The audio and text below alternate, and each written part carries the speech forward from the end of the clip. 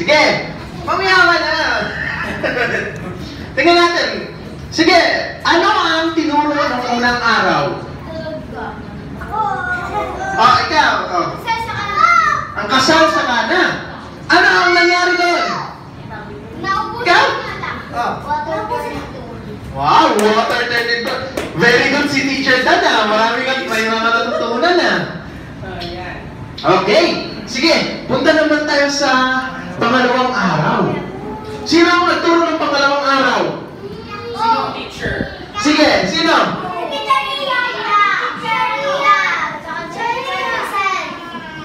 Si Teacher Crisel. Ako, Crisel, hindi ka nila kilala. Nagot kayo na iyak na siya. Ano ang natutunan natin nung pangalawang araw? 5,000 people. Feeding of 5,000 people. Very good. Galing talaga, English. Sige, ano yung nangyari doon?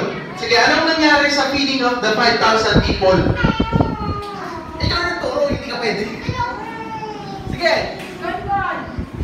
Hala, kon. Alam mo? Alam mo yung anong nangyari? Ganun, ikaw ulit. Ano yung sagot mo? Tayo. RR. Namigay si Yahweh ng pagkain. Oh. Bigay si Yahshua ng pagkain. Ano yan? O sige, ano yung tamang sagot? Kung alam.